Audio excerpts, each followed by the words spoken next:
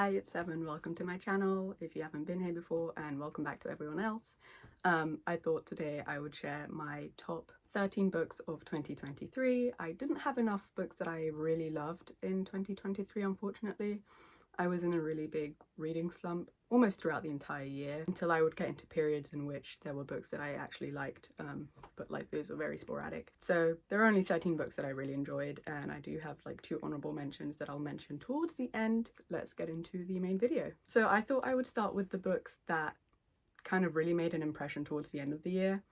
And I want to start with the Shepherd King duology. The first book is One Dark Window and the second is Two Twisted Crowns, and they're both by Rachel Gillig. I don't know how to explain this duology. I'd seen it around a lot on Instagram and I'd seen other people like it, particularly Charlie Bowater, who's been one of my favourite artists for a long time, and she kept drawing art for it, and then I started to see some of my mutuals reading it and loving it, and I was like, okay, I'll give it a go. And then I was like about halfway through One Dark Window when I knew that I needed to find a copy of the second book immediately, because the closer I got to the end, the more I wanted to continue with this duology. It's an adult gothic fantasy series duology, and the main character Elspeth, well, it's set in a world where magic is sort of outlawed, in the sense that some people tend to get this illness, which if they survive it, they end up with magic, and the magic a lot of the time can be dangerous. So the king, or so it's said by the king, and so a lot of the time people try to hide it, but in the end, if they do get found out, they get sent off into the woods so that the mist will take them. And our main character Elspeth, we know, ended up getting sick as a child and was sent to live with her aunt and uncle so that she could hide it. And as far as anyone else knew, she didn't have any powers. The first book is entirely from her point of view, so we know that's not true, and that she has this sort of friend, sort of mental pet-like creature in her head that she calls the Nightmare. And yeah, there's a lot more to the plot, and I don't know how to explain it. It's very long-winded, and I don't want to put people off by the way I explain it, but just know that if you like adult fantasy with romance in it, the romance does pick up a bit more in the second book, but so does the plot. And I recommend picking up this duology. I was crying by the end of this book. Like I came to love so many of the characters, but the Nightmare in particular, and like his relationship with Elspeth, it's just, yeah, I loved it. So yeah, that was One Dark Window and Two Twisted Crowns. Next is a book I was sent a proof for, and it was A Study in Drowning by Ava Reid. She has been one of my favourite authors since I was sent an early copy of her debut, The Wolf and the Woodsman, back in 2021, I want to say. And when I picked this up, it was, I got sent this copy in June, and I picked it up in about July, but I was still in a bit of a reading slump. But it wasn't until like about August when I properly got back into reading it that I was starting to love it. And at the time, I only had the Waterstones edition pre-ordered, which is this stunning edition. It's a dark kind of green with stenciled edges that goes all the way around, which I have to say Waterstones did an amazing job for. And because I had pre-ordered it, I was sent a signed book plate. But all the regular hardback editions have this foiling under the dust jacket, which I love.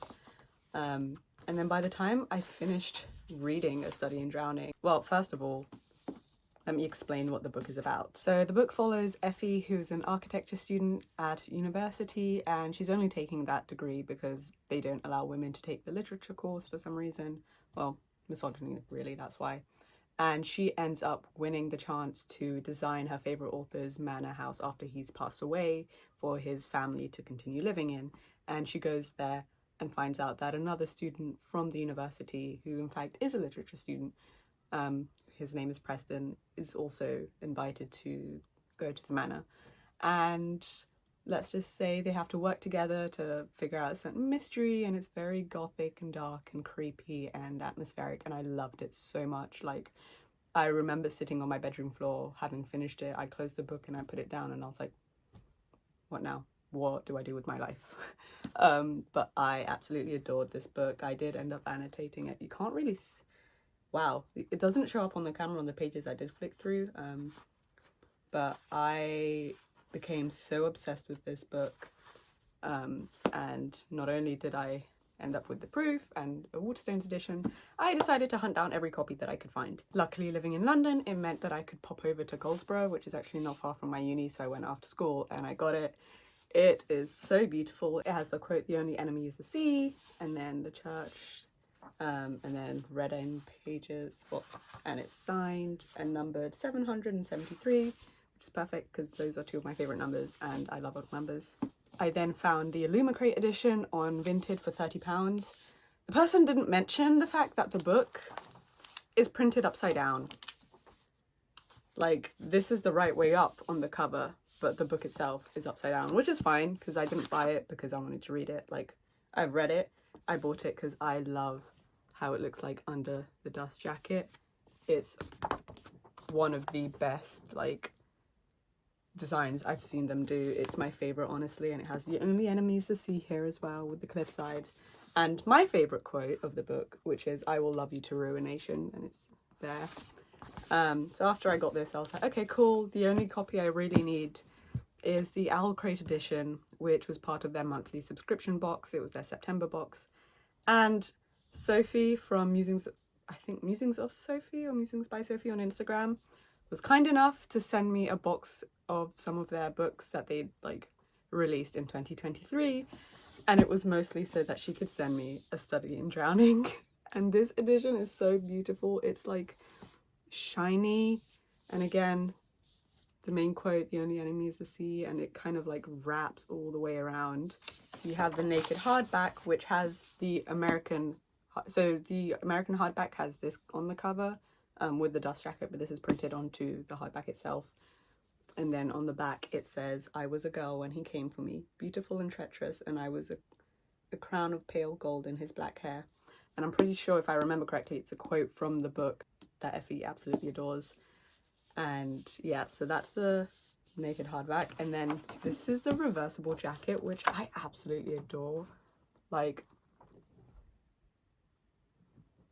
is that not beautiful? And then the quote on the back of this dust jacket says, "It began as all things did, a girl on the shore, terrified and desirous." But I'm planning on keeping the dust jacket this way. And of course, it has art of Effie and Preston inside. Oh my god. And then it's different on the other one, which I love. And I can't believe I didn't show the art inside the Illumicrate edition. There we go. And this is the same for both sides, so I'm just going to show this one. But yeah, this book, like, I knew I was going to love it because it's Ava Reed, but I didn't realize I would become this obsessed with it. And I've made it my mission to make everyone I know buy and read it, because Ava did mention, like, if the book does well, that she might write a sequel. So I'm hoping we get one for A Study in Drowning. But if you haven't read this book and you weren't sure if you wanted to, trust me, pick it up. I'm kind of jumping around, but I want to talk about the last book that I read in 2023, I believe, if I remember correctly, was The Six Deaths of the Saint by Alex E. Harrow. This is a novella. It's literally just 30 pages long, and I wanted to quickly add one more book to my Goodreads challenge. And I'd heard really good things about it, like, throughout the year, but it wasn't until I saw Sivan on Instagram, like, telling everyone to read it, I was like, okay, I'll give it a go. Tell me why I started crying at the end. I was like, well, basically close to tears. I'm in love with this book. I don't know, I didn't expect it to hit me this hard within just 30 pages. And honestly, I wish it was a full-length novel. Like, it doesn't need to be a series. It's a high fantasy adult novel following the saint. I don't think we really ever get her name, or if we did, I don't remember it, which is really bad. It's essentially like her 6 lives. And it's very bittersweet. It has a good ending, in my opinion. I just wish it was like a standalone full-length novel, because you could really expand on this. But I get that Alex only wanted to write a short novella, but this and the other Alex E. Harrow book that I read in 2023 has made me so excited for Alex's new book, and I will be talking about that next. So that next book was Starling House, and I was sent a proof, / I requested a proof from Pan Macmillan, and my friend Adriana, who's on Instagram, this is her handle or account, she knew that I loved studying drowning. She also loved it, and she was telling me that I would love this so much as well. And I was like, okay, I'll believe you. I'm not in the mood right now. And then it hit about like October, and I was like, this is the perfect time to read this book. And then by the time I got, I want to say like maybe 20 something page, like up to chapter 4, I was hooked. And by the end, I was like, I get it. I completely understand why people are obsessed with this book. And I'll read you the blurb because I don't know how to explain this. It says, enter Starling House if you dare. Nobody in the town of Eden remembers when Starling House was built, but everyone agrees it's best to let this ill-omened house and its last lonely heir go to rot. Opal knows better than to mess with haunted houses or brooding men, but when an opportunity to work there arises, the money might get her brother out of Eden. Starling House is uncanny and full of secrets, just like Arthur, its heir. It also feels dangerously like something she's never had, a home.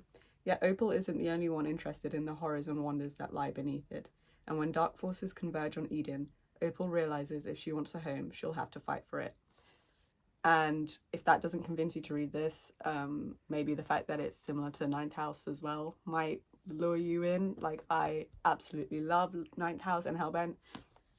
It's got those similar vibes. It's literally if you got Ninth House and they're studying drowning, mush them together, you get Starling House. This book was amazing. Go and read Starling House if you haven't.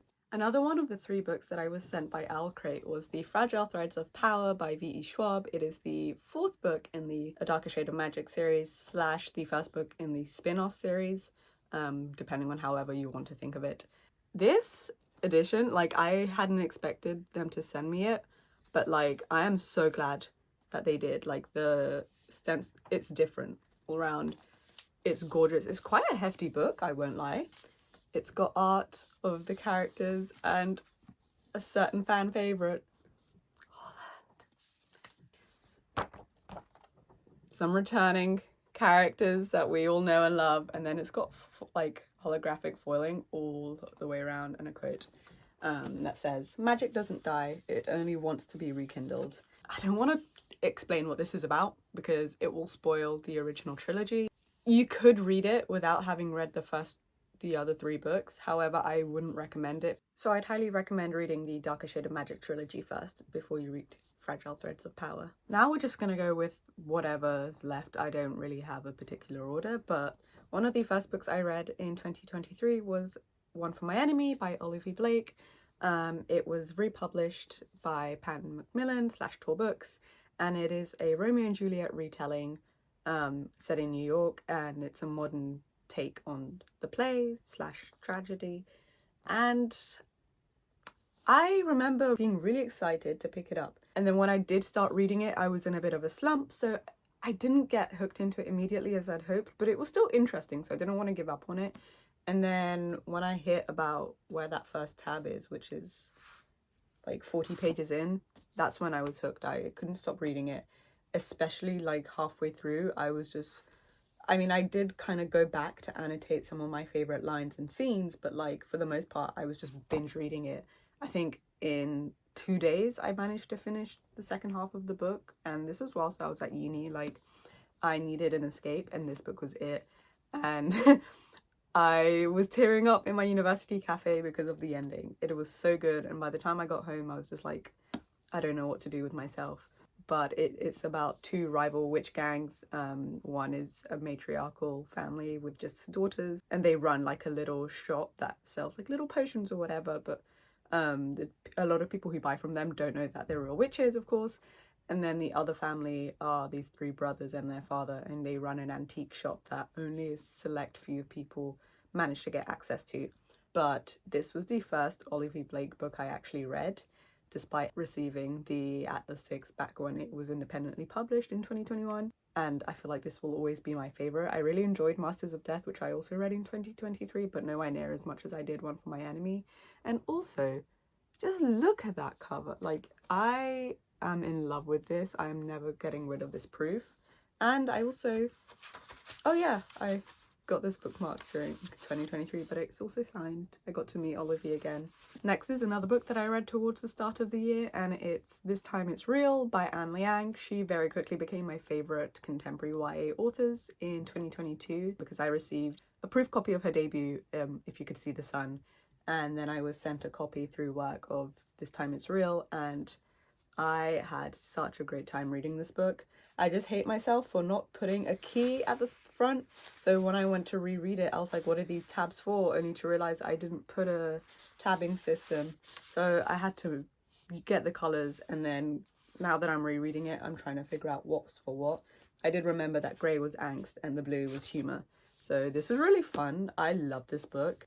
So our main character writes an essay about meeting the love of her life, and she gets picked up by this like journalism company or something that she really likes, and she kind of gets like a internship there, but obviously it's based off a lie. She doesn't have a boyfriend, so she ends up teaming up with one of her classmates who's actually an actor. His name is Kaz, and our main character is Eliza, and it's basically a whole fake dating trope. I don't know what it is about Anne's books that just make me feel so happy and giddy. I'm definitely rereading this year.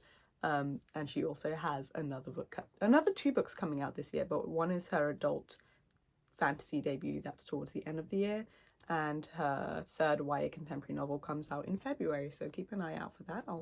Here's the cover. But yeah, that was This Time It's Real by Anne Liang. Next is a book in a series that I started in 2022, and it is In the Weeds by B.K. Borison. I read Love Light Farms in December 2022, and then ended up buying and this was before it was picked up by Pan Macmillan again here in the UK. So I bought the indie editions of the 2nd and 3rd books, and I really thought that the 3rd book would end up being my favourite, and as much as I loved it, In the Weeds, I don't know what happened to me when I read this, but I was kind of worried about reading this actually. I'm not a fan of books where the main character is a social media influencer, just because it feels too self-inserty for me, but also I just tend to not like those characters, like the way they're written in books. So I was a bit apprehensive picking up In the Weeds, but Evie, I love her. That is my baby, and so is Beckett. Like, they are such great characters individually, and the fact that this book is from both of their point of views, I love that. But also them two together is just perfect, chef's kiss. But this is the autumn book in the series. So Love Light Farms, the first book, is the winter book. In the Weeds is autumn, if I remember correctly, and then Mixed Signals is summer, and then Business Casual is spring.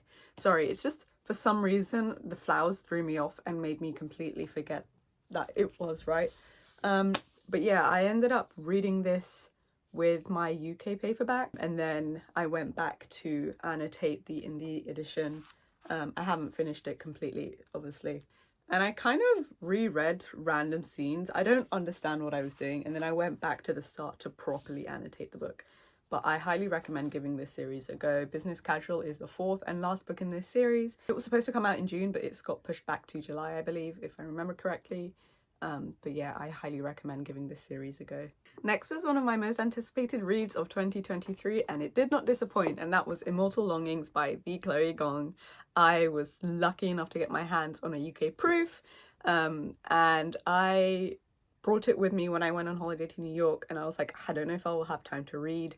And for some reason, even though it's an 8-hour flight, I wasn't able to read. I only read like the first 5 pages. I couldn't concentrate on reading. But this is an Antony and Cleopatra retelling, of course, a Shakespearean play. And the fact, like, I love Shakespeare, but also I'm a classic student. So being able to use that knowledge plus vaguely what I know about the play and apply it to this book was just so fun. Because whilst it definitely was a retelling, it's still very original. It's set in a sort of dystopian city. I don't know how to explain it, but it also has similarities to the Hunger Games, if you're a fan of those books. As you can see, I was obsessed. About like towards the end of my trip to New York, I decided I wanted to carry on reading it, and I spent like 2 days binge reading it and like annotating most of the book, and then I still had like another 20% left when I returned to London, and I kept putting off finishing it because I was like, I don't want this to be over, and it's not even out yet. This is one of my favorite books of the year, and I was so scared because you know when you overhype a book in your head that it might not live up to your expectations, but it did, and it blew them out of the water, and I cannot wait for the second book. She also came to the UK for the tour release of this book, which means I got all of my Chloe books signed, including Immortal Longings, and I got a little drawing of Mama. I'm just gonna say that Chloe, she knows how to write a female lead. They all had like some similarities. They're all very individual characters, and I love that. This book wasn't for everyone. I love this book, 5 out of 5 stars. I know I didn't explain it much, but just go read the synopsis, or I'd say even go into this blind. I feel like you'll definitely enjoy it. The next book that I have on my list is If I Have to Be Haunted by Miranda Sun. I was sent a proof of this by Magpie Books / HarperCollins, and it's basically, I want to say, a YA urban fantasy. It's set in the real world, but there's like magic and a spirit world, and the main character comes across the dead body of one of her classmates, and she obviously doesn't realize he's dead, because she does see him but realizes he's a ghost, and she basically has to help him get his body back or come back to life. And they go on this little journey throughout the spirit world, and I just found it so cool. I love this book, and I don't know if it's just me, but it felt like it was setting up a possible second book with that ending. Like, I haven't heard anything about another one, but again, I haven't seen the author post on Instagram for a while, so it could just be that my algorithm's messed up and that's why I haven't heard any news of another book. But I definitely need to find out if there's going to be another one, because I need more of them. I'm not going to say much else, but I really like this book. It was so fun, and I can't wait for the paperback so I can add it to my collection. Yeah, definitely give If I Have to Be Haunted a go. The next book is another one from HarperCollins, and it became one of my biggest obsessions very quickly, and it's The Hurricane Wars by Thea Guanzon. I believe that's how you pronounce her name. I didn't know until after I read this book that it's based off Raylo fanfic, or at least she was a Raylo writer, and that just made me love this book even more. And what's funny is that I picked this up not knowing anything about it. All I knew was that it's a high fantasy adult series, trilogy in fact, and it was enemies to lovers, and apparently it was really like enemies to lovers. So I was like, okay, cool, because all the enemies to lovers I've seen is just dislike to lovers, or it's just not it. And boy, did this live up to my expectations. I got the light weaver proof. There's a purple version, and I'll never not stop staring at this. I really annotated it. I do want to explain what this book is about, but at the same time I don't, because I think it's best if you go into it not having read it at all. It is so worth reading it that way. I'll read what's inside. It doesn't give too much away, but it says the Night Empire will rule all. Nothing can stand in the way of its might and power. Little by little, year by year, the hurricane wars take more and more from those who resist the Empire's supremacy. And yet there is hope in the darkness. One lone light stands against the Empire. Go read The Hurricane Wars. The next book is technically 2 books, so I'm going to be a bit sneaky with this. But it is Last Violent Call by Chloe Gong. If you haven't read These Violent Delights or Our Violent Ends, I would recommend not listening to this part just because it's a bit spoilery. This is the American edition. I had to get my hands on this before Book Depository closed. This was actually my last order. And it's one novella with 2 short stories, technically, but with the US editions, they're 2 separate novellas. It follows Juliet and Roma and Benedict and Marshall. These novellas were just perfect. I am so glad she was allowed to like publish these, because Chloe had said she'd originally written them for herself, and then Simon Team decided, yeah, sure, why not, let's publish them. The Benedict and Marshall novella is more of like a thriller mystery on the train that they're taking from Russia to China, I believe, from what I remember.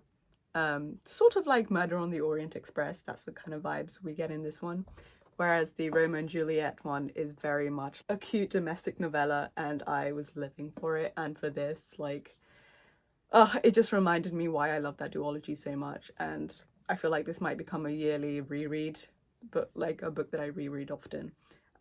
But this one is called A Foul Thing, and this one is This Foul Murder. I'm not going to say anything else. Go read these. But let's get to the last couple of books on this list. So of course, I'm an Emily Henry girly, and so when I heard they were doing proofs for Happy Place, I had to make sure that Viking Books knew I needed a proof desperately, and they were kind enough to send me one. I of course pre-ordered the Waterstones signed exclusive edition, which is beautiful, and sadly the only signed copy I have of any of her books. This replaced People We Meet on Vacation as my favorite Emily Henry book very quickly. I remember I started reading it in January 2023, and the prologue / first chapter kind of put me on edge, and I was a bit scared, so I put it off for a couple of weeks and then didn't pick it up again until maybe February.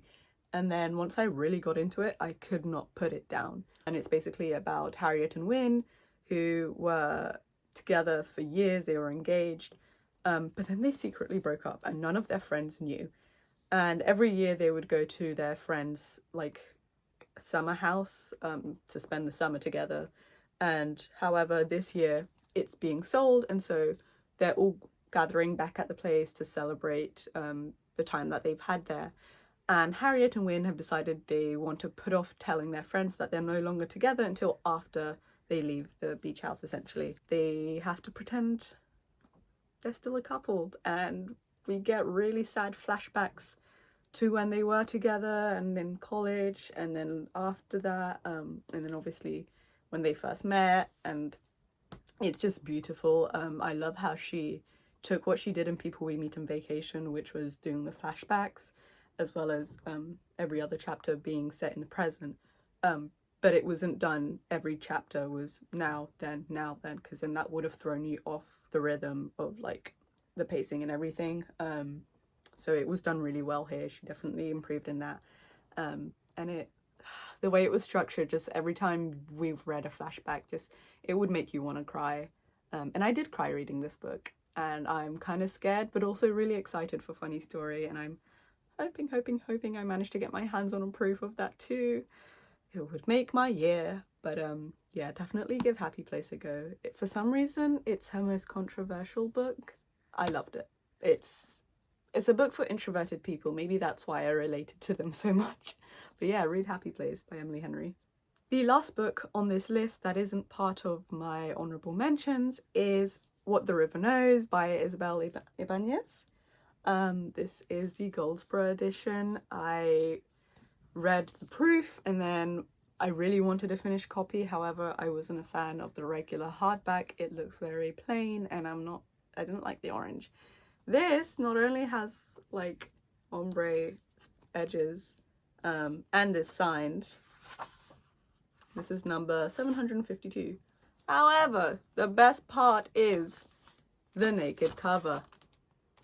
It's not got anything on the back, but I'm happy with that. It's just, look at it. I'd seen photos online when they announced it, and then it wasn't until I went to the shop in person and I was like, yeah, I need this edition. It is so beautiful and so worth buying, even though it was a little expensive. Their editions are.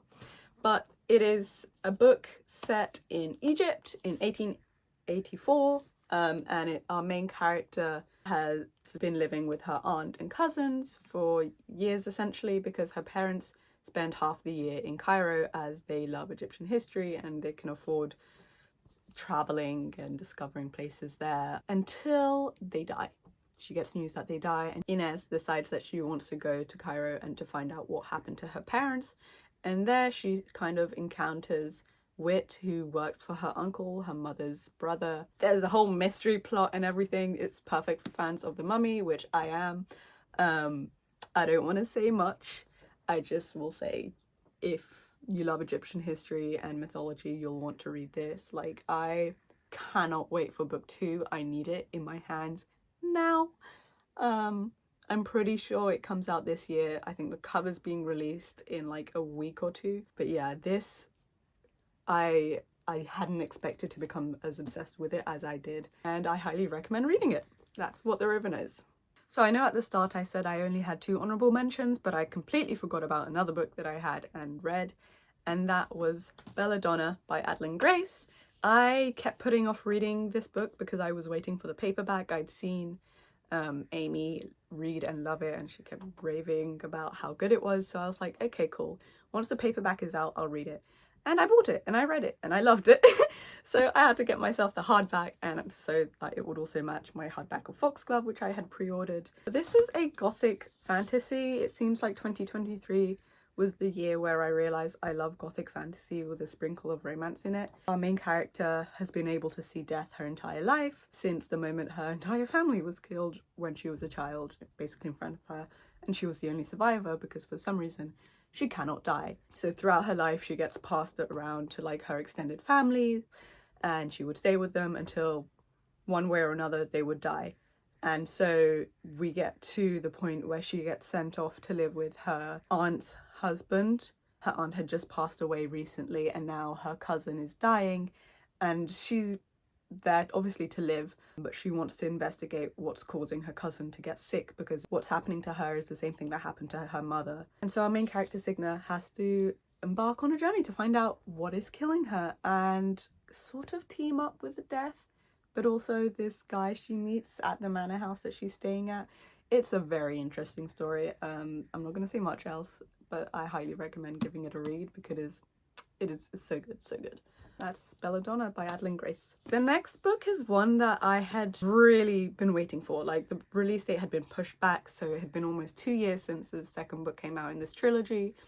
And so I had high expectations for it, and it didn't live up to them completely. But that is Chain of Thorns by Cassandra Clare, the third and last book in the Last Hours trilogy, my favourite trilogy / series that Cassandra's written, mostly because I became really obsessed with the cast. They're my favourites, and the Mortal Instrument series is my second favourite now, because this series has topped it. The first 2 books, fantastic, amazing, well written, gorgeous plot, like everything about it, 5 out of 5 stars. This book, it was so long.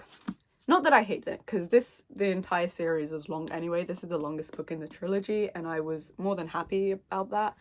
However, I felt like so much happened and so very little happened the entire time. Like, the pacing was very slow, which at times made it feel like it was dragging. There were certain scenes that I wanted to see happen, so that's what really was pushing me to continue with it. Of course, Cordelia and James, my loves, we got a lot of them in this, which we deserved. There were just some stuff that really, like, I had theories that I'd seen floating around as well, but also my own theories that I feel like would have worked so well and we would have still had the same outcome in the end. And there were so many things that I feel like Cassandra could have done that she just kind of dropped the ball on. I have a lot of strong opinions about this book, both negative and positive, which is why I kind of didn't want to add it onto my list of my actual favourite books of 2023. And gave it an honourable mentions, because there were some of my favourite scenes in this book, specifically between James and Cordelia, as well as Alistair and Thomas and Cordelia and Alistair. But yeah, that was Chain of Thorns by Cassandra Clare. So that was my list of my favourite books of 2023. I hope you really enjoyed the video. I normally would hold up all the books that I read at the end, but there are way too many and they're too heavy in different sizes. But yeah, I hope you enjoyed the video. Comment down below what your top 10 books of 2023 was. I hope to see some books that maybe I've read or that I'm planning to read, or maybe some new recommendations that I haven't come across yet. Here's to a good reading year in 2024 to all of us. Don't forget to subscribe to my channel and click the notification bell so you get notified every time I post. And yeah, I hope you have a lovely day. Bye!